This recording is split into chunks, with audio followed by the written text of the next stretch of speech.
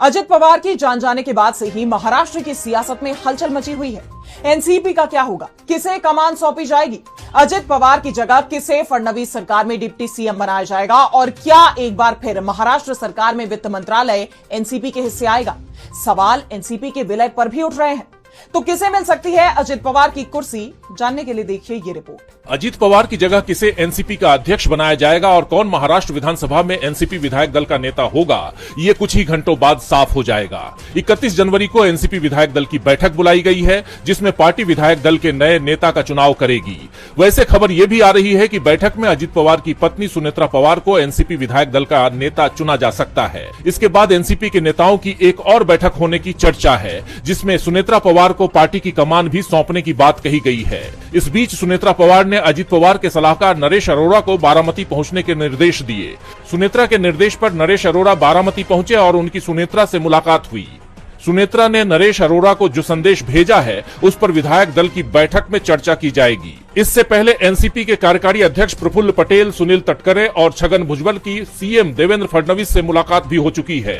इस मुलाकात में अजित पवार के पास जो विभाग थे, उन सभी को एनसीपी कोटे के मंत्रियों को सौंपने की डिमांड की गई है। अजित पवार वित्त, एक्साइज योजना जैसे प्रमुख विभागों के साथ खेल और युवा कल्याण और अल्पसंख्यक विकास विभाग संभाल रहे थे।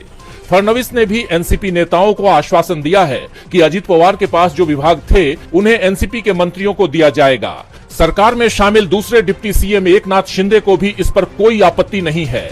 ऐसे में यह भी तय माना जा रहा है कि जल्दी ही फडणवीस कैबिनेट में फेरबदल हो सकता है और इस बात की भी संभावना है कि कैबिनेट का विस्तार भी किया जाए और इसमें सुनेत्रा पवार को मंत्री पद की शपथ दिलाई जा सकती है। उनको ही अजित पवार के पास मौजूद रहे अधिकांश विभागों को सौंपा जाए, यानी सुनेत्रा जल्दी महाराष्ट्र सरकार में डिप्टी सीएम भी बन सकती हैं।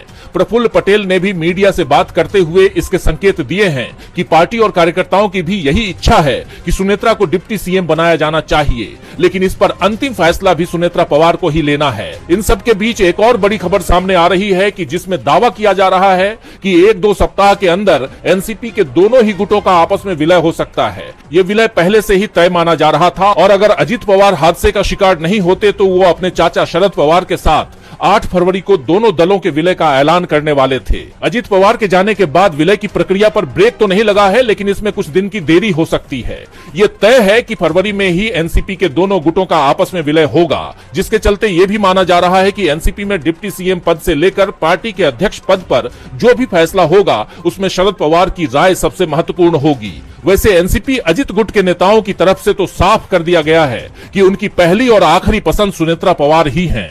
लेकिन फैसला क्या होगा, ये पवार परिवार तय करेगा और ये भी तय है कि अध्यक्ष पद हो या डिप्टी सीएम का पद, ये पवार परिवार के पास ही रहेगा, क्योंकि एनसीपी के कार्यकर्ता हो या नेता, वो पवार सरनेम से ही खुद को कनेक्ट कर पाते हैं। अजित पवार के जाने के बाद महाराष्ट्र की सियासत में बड़े बदलाव के संकेत मिल रहे हैं, जिसे लेकर सियासी गलियारों में हलचल तेज है।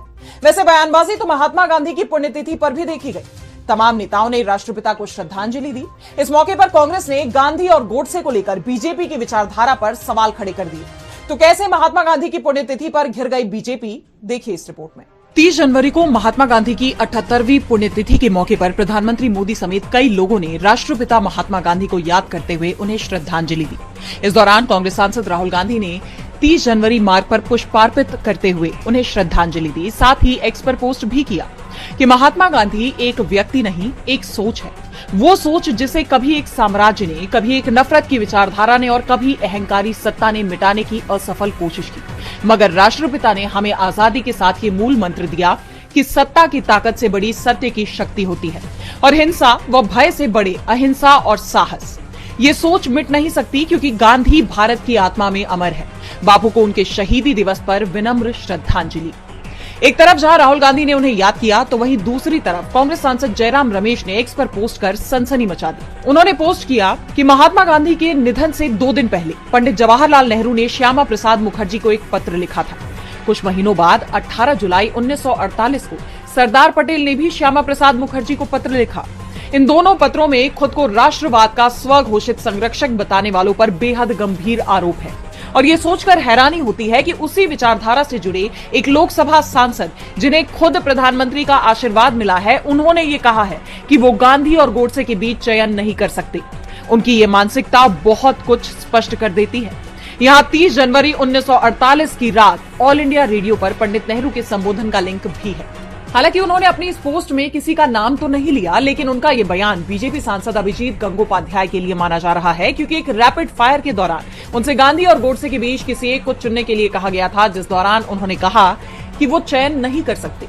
ऐसे में अब इस पोस्ट के जरिए जयराम रमेश ने बीजेपी की विचारधारा पर गंभीर सवाल खड़े कर दिए हैं। कांग्रेस नेताओं ने बीजेपी को कटघरे में खड़ा कर दिया है, तो सवालों में चुनाव आयोग भी घिरा हुआ है।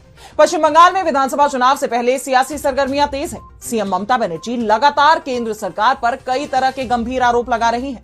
वहीं दूसरी तरफ चुनाव आयोग को भी निशाना बनाने से नहीं चूक रही और अब उन्होंने